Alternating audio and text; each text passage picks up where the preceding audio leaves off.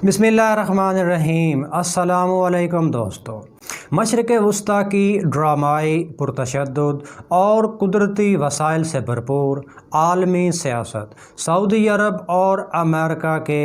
तारीख़ी और पुरएतमाद ताल्लुकात के गिर्द घूमती है, लेकिन सऊदी अरब में 6 मार्च की नाकाम बगावत, अमेरिका में 20 अप्रैल का ऑयल मार्केट क्रैश और 7 मई को सऊदी अरब से अमेरिकी मिसाइल डिफेंस सिस्टम की वापसी वो वाक़यात हैं जो सऊदी अरब को अमेरिका से दूर और चीन के करीब ला रहे हैं। और इस कुर्बत का हालिया दिनों में सबसे बड़ा सबूत सऊदी अरब का न्यूक्लियर प्रोग्राम है। मशहूर अमेरिकी अखबार वॉल स्ट्रीट जर्नल के मुताबिक चीन की मदद से शुरू किए जाने वाला ये प्रोग्राम अमेरिका के लिए ख़ासी बड़ी परेशानी का बायस है। तो इस पेचीदा होते ताल्लुकात में सवाल ये है कि आखिर सऊदी अरब न्यूक्लियर प्रोग्राम में कितना संजीदा है, अमेरिका को इस प्रोजेक्ट पर तहफ़्फ़ुज़ात क्या हैं और चीन की आमद से मशरिक़ वस्ती में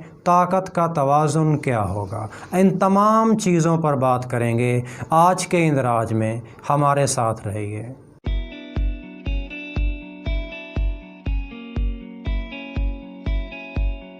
सबसे पहले सऊदी अरब की न्यूक्लियर प्रोग्राम में दिलचस्पी और इस अमल में की जाने वाली कोशिशों का जायज़ा लेते हैं, लेकिन उससे पहले एक बात अपने जहन में रखें कि सऊदी अरब बुनियादी तौर पर आलमी सतह पर एक नॉन न्यूक्लियर स्टेट है और इस हवाले से आलमी सतह पर जो भी मुआहदे हैं, यानी हथियारों के अदम फैलाव के जो मुआहदे हैं, उस पर दीगर ममालिक के साथ सऊदी अरब ने भी दस्तखत कर रखे हैं। सऊदी अरब आलमी सतह पर इस बात से इत्तफ़ाक़ करता है कि वो न्यूक्लियर हथियारों की दौड़ में शामिल नहीं होगा, लेकिन इन मुआहदों पर दस्तखत करने के बावजूद सऊदी अरब के बारे में 2003 में एक स्ट्रेटजिक पेपर लीक होता है जिसमें सऊदी अरब के न्यूक्लियर प्रोग्राम पर अच्छी खासी बात की गई होती है। उस पेपर के बुनियादी तौर पर 3 पहलू थे कि किस तरह से सऊदी अरब न्यूक्लियर प्रोग्राम को आगे बढ़ाने में दिलचस्पी रखता है। सबसे पहला नुक्ता ये था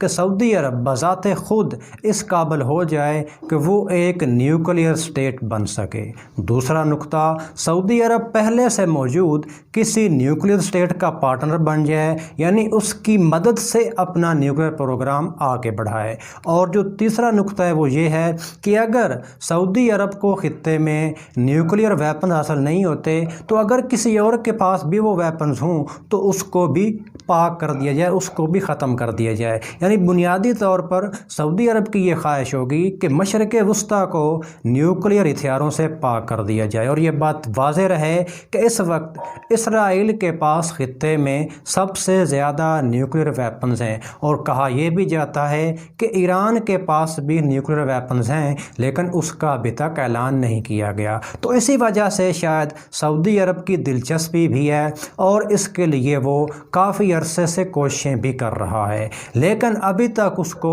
कोई खातर खा कामयाबी नहीं मिली। और इसकी संजीदगी का अंदाज़ा इस बात से भी लगाइए कि 2018 में सऊदी वली-ए-अहद मोहम्मद बिन सलमान ने ये बयान दिया था कि अगर ईरान न्यूक्लियर हथियार बनाने में कामयाब हो जाता है तो सऊदी अरब भी किसी सूरत पीछे नहीं रहेगा और जितना जल्द हो सकेगा हम न्यूक्लियर वेपन्स को हासिल करने की कोशिश करेंगे। तो इससे आपको अंदाज़ा हो सकता है कि सऊदी अरब किस अंदाज़ में न्यूक्लियर प्रोग्राम में संजीदा है और किस अंदाज़ में उसकी कोशिशें जो हैं वो इस बारे में की जा रही हैं। बावजूद इसके कि आलमी सतह पर उस पर बहुत सारी पाबंदियाँ, बहुत सारे रिस्ट्रिक्शंस भी हैं और बज़ाते खुद सऊदी अरब ने बहुत सारे आलमी मुआहदों पर दस्तखत भी कर रखे हैं कि वो न्यूक्लियर हथियारों के फैलाव में अपना किरदार अदा नहीं करेगा। कुछ सालों में ایسے کچھ واقعات ہوئے ہیں جس سے یہ ظاہر ہوتا ہے کہ سعودی عرب البتہ خفیہ طور پر ہی صحیح لیکن اپنے نیوکلیئر پروگرام کو آگے بڑھا رہا ہے۔ سعودی عرب کی یہ خواہش ہے کہ وہ نیوکلیئر جو ویپنز ہیں اس کے جو تمام پہلو ہیں ان کو استعمال کرے، یعنی بیسیکلی تو سعودی عرب کی یہ کوشش ہے اور عالمی سطح پر اس چیز کو وہ باور بھی بار بار کرواتا رہا ہے کہ اس کا نیوکلیئر پروگرام بنیادی طور پر انرجی کے لیے ہے۔ تو اس بارے میں عالمی سطح پر سعودی عرب پر اعتماد بھی کیا جاتا ہے، لیکن پھر ہر کچھ عرصے بعد کچھ ایسی چیزیں سامنے آ جاتی ہیں جس سے یہ معلوم ہوتا ہے کہ سعودی عرب اپنا نیوکلیئر پروگرام فیول کے علاوہ بھی کسی اور جگہ پہ بڑھا رہا ہے۔ اس بارے میں اگر بات کریں تو سعودی عرب نے ارجنٹینا کی ایک سرکاری کمپنی کے ساتھ مل کر اپنے دارالحکومت ریاض کے باہر ایک ریسرچ سینٹر بھی قائم کیا ہے جس کا بنیادی مقصد ہی نیوکلیئر پر تحقیقات کرنا ہے، اور چونکہ سعودی عرب میں قدرتی طور پر خام یورینیم موجود ہے تو اس لیے اس قسم کا ادارہ جو ہے وہ کافی زیادہ مددگار ثابت ہو سکتا ہے۔ ماہرین کے مطابق سعودی عرب میں گزرے چند سالوں میں تعلیمی سطح پر نیوکلیئر انجینئرنگ کے جو پروگرامز ہیں اور اس کے بارے میں جو تحقیقاتی مراکز ہیں ان کی تعداد میں اچھا خاصا اضافہ ہوا ہے، اور اس میں سعودی عرب کی مدد جنوبی کوریا نے کی ہے۔ جنوبی کوریا کی ایک کمپنی کے ساتھ مل کر بھی سعودی عرب نے ایک کمرشل بنیادوں پر تحقیقاتی مرکز قائم کیا ہے، جس کا مقصد یہ ہے کہ جو بھی یورینیم سعودی عرب سے نکلے گا سعودی عرب اس کو کمرشل بنیادوں پر استعمال کرے گا اور اس کو باہر کے ملکوں میں ایکسپورٹ کرے گا تاکہ اس کو زر مبادلہ بھی حاصل ہو سکے۔ اور اس عمل میں سعودی عرب کا ہمسایہ اردن بھی اس کے ساتھ ہے، یعنی اردن کے ساتھ بھی سعودی عرب کا یہ معاہدہ ہے کہ وہ سعودی عرب میں موجود یورینیم کے ذخائر کو تلاش کرے گا اور اس کی پیداوار کو بڑھانے پر بھی کام کیا جائے گا۔ اب ہم اس چیز کا جائزہ لیتے ہیں کہ سعودی عرب کے اس نیوکلیئر پروگرام سے امریکہ کو کیا پریشانی لاحق ہے۔ تو امریکی پریشانی کی سب سے بڑی وجہ چین کی موجودگی ہے، اور چونکہ ان دنوں چین اور امریکہ کے درمیان مختلف محاذوں پر ایک سرد جنگ کا آغاز ہوا ہے جس میں کرونا وائرس، ہانگ کانگ اور تائیوان کے معاملے کے علاوہ بھی کچھ چیزیں ہیں جو امریکہ اور چین کے درمیان سرد جنگ کا باعث بن رہی ہیں، اور اب چونکہ چین نے سعودی عرب کی ہیلپ کی ہے، یعنی اس کا نیوکلیئر پروگرام آگے بڑھانے میں، تو امریکہ کے لیے یہ نقطہ سب سے زیادہ پریشانی کا باعث ہے۔ 4 اگست کو مشہور امریکی اخبار وال اسٹریٹ جرنل میں ایک آرٹیکل شائع ہوتا ہے۔ اس آرٹیکل کے مطابق سعودی عرب میں جو ایٹمی پروگرام ہے اس میں چین نے اس کی کافی زیادہ مدد کی ہے، اور اس بارے میں چین نے سعودی عرب میں ایک ایٹمی ریکٹر کو تعمیر بھی کیا ہے جس میں بنیادی طور پر خام یورینیم سے یلو کیک یورینیم نکالنے کا کام کیا جائے گا، اور یہ نیوکلیئر ہتھیاروں کی طرف سعودی عرب کی سب سے بڑی کوشش ہے۔ اور یہ جو معاہدہ ہے، یعنی کہ وال اسٹریٹ جرنل کے مطابق یہ جو خفیہ ریکٹر ہے یہ سعودی عرب کے غیر گنجان آباد شمال مغربی شہر الاولا میں تعمیر کیا گیا ہے، جس میں 2 چینی کمپنیوں نے حصہ لیا ہے۔ اور یہ بات واضح رہے کہ چین اور سعودی عرب کے درمیان یورینیم نکالنے کا ایک معاہدہ 2017 میں آلریڈی ہو چکا ہے، اور ہو سکتا ہے کہ یہ اسی کا ایک حصہ ہو، لیکن ابھی تک اس بارے میں سعودی حکومت نے کسی قسم کا کوئی بھی بیان جاری نہیں کیا ہے۔ سعودی عرب کے نیوکلیئر پروگرام پر امریکہ کی پریشانی کا جو دوسرا نقطہ ہے وہ سعودی عرب اور امریکہ کے درمیان باہمی بگڑتے تعلقات ہیں۔ گزشتہ کچھ عرصے میں کچھ ایسے واقعات ہوئے ہیں جس سے سعودی عرب اور امریکہ ایک دوسرے سے دور ہوئے ہیں۔ اس بارے میں بات کریں تو 6 مارچ کو سعودی عرب میں ایک ناکام بغاوت ہوتی ہے۔ سعودی عرب کا یہ خیال ہے کہ اس کے پیچھے امریکہ کا ہاتھ ہے، اور اس کے بعد جب امریکہ میں آئل مارکیٹ یعنی WTI کا تاریخی کریش ہوتا ہے تو امریکہ کا یہ خیال ہوتا ہے کہ اس کے پیچھے سعودی عرب کا ہاتھ ہے، کیونکہ سعودی عرب بھی تیل پیدا کرنے والا دنیا کا ایک بڑا ملک ہے، اور جب اس نے پیداوار میں اضافے کا اعلان کیا تو امریکی مارکیٹ یکدم کریش کر گئی۔ لیکن معاملات یہیں پہ رکے نہیں، بلکہ اس کے بعد جب امریکہ نے 7 مئی کو اس بات کا اعلان کیا کہ وہ سعودی عرب سے اپنا میزائل ڈیفنس سسٹم واپس لے رہا ہے، تو یہ نقطہ واضح ہو گیا کہ اب امریکہ اور سعودی عرب شاید مشرق وسطیٰ میں ایک پیج پر نہیں ہے، اور اس وقت سے لے کر اب تک سعودی عرب اور امریکہ کے درمیان تعلقات اچھے نہیں ہیں۔ اور اب اگر سعودی عرب چین کی طرف جھک رہا ہے تو اس کے پیچھے سعودی عرب اور امریکہ کے درمیان باہمی سطح پر خراب ہوتے تعلقات بھی ہیں۔ اور چونکہ اب امریکہ کو سعودی عرب کے نیوکلیر پروگرام کے حوالے سے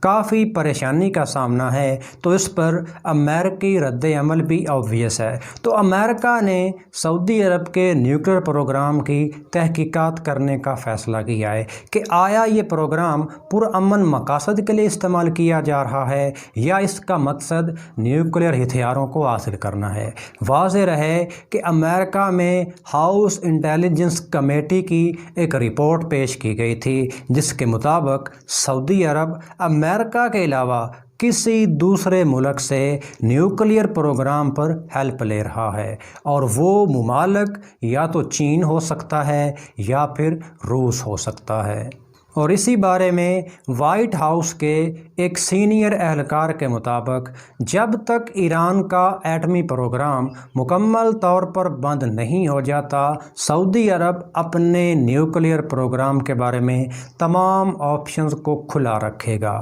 واضح رہے کہ امریکہ نے کئی مرتبہ اس بارے میں کوشش کی تھی کہ سعودی عرب سے اس بارے میں کوئی جامع معاہدہ ہو جائے، لیکن سعودی عرب نے ہر بار انکار کیا، اور امریکہ کو ہر بار اس بات پہ ناکامی رہی کہ وہ سعودی عرب سے نیوکلیر کے معاملے پر کوئی جامع معاہدہ کر سکے۔ اور اب چونکہ بظاہر یہ محسوس ہو رہا ہے کہ سعودی عرب کا جھکاؤ چین کی طرف ہے، تو امریکہ کے لیے یہ واضح پیغام بھی ہے کہ سعودی عرب کسی بھی وقت امریکن کیمپ سے نکل کر چین کے کیمپ میں آ سکتا ہے، اور اس کی خارجہ پالیسی بالکل ایک مختلف رنگ لے گی۔ یعنی اب اس کے سامنے یہ چیز ہوگی کہ وہ ملک میں بہت بڑے انفراسٹرکچر کے منصوبے تعمیر کرنے کی بجائے اپنے ملک کے دفاع پر زیادہ توجہ دے گا، اور اس بارے میں سعودی عرب کا نیوکلیر پروگرام ایک بہت اہم پیش رفت ہے۔ اور اس کے علاوہ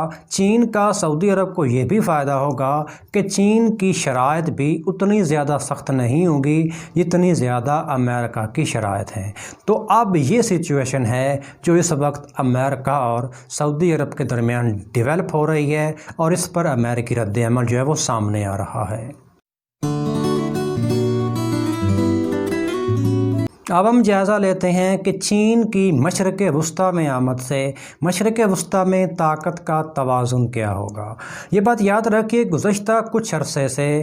چین جو ہے وہ مشرق وسطیٰ میں کافی ایکٹیو ہے، جس کے پیچھے ایک بہت جو بڑی وجہ ہے وہ چین کا فلیگ شپ پروگرام BRI یعنی بیلٹ اینڈ روڈ انیشیٹو ہے۔ چونکہ اس کا بہت سارا حصہ اسی علاقے سے آتا ہے، اسی علاقے سے گزر کر آگے جاتا ہے، تو اس لیے چین کا اس علاقے میں موجود ہونا خود چین کے لیے بھی اس پروگرام کے حوالے سے کافی زیادہ اہمیت کا حامل ہے۔ لیکن اگر اس سے ذرا آگے بات کریں تو چونکہ مشرق وسطیٰ میں 3 بڑے ممالک ہیں جو آپس میں ایک دوسرے کو نیچا دکھانے کی کوشش کرتے رہتے ہیں، اس میں ایران، سعودی عرب اور اسرائیل ہے۔ اور یہاں پہ ایک انٹرسٹنگ بات یہ دیکھیے کہ چین کے ان تمام ممالک کے ساتھ مختلف قسم کے معاہدے ہو رہے ہیں۔ حال ہی میں ایران کے ساتھ چین کے 400 ارب ڈالر معاہدے کی بات ہوئی۔ اس کے علاوہ اسرائیل کی ایک اہم بندرگاہ یعنی حیفا کا کنٹرول بھی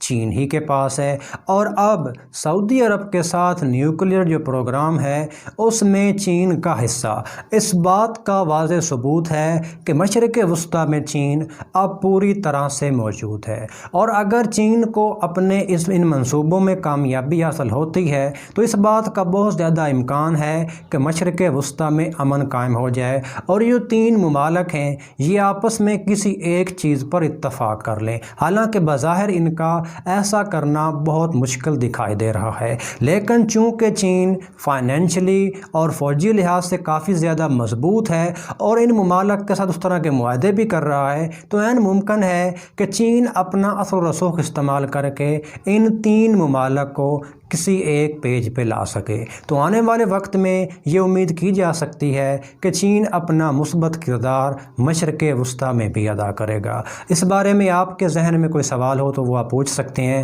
اور اپنی رائے آپ نیچے کمنٹ سیکشن میں ضرور دیجیے گا۔ ملتے ہیں کسی نیکسٹ ویڈیو میں، تب تک کے لیے اللہ حافظ۔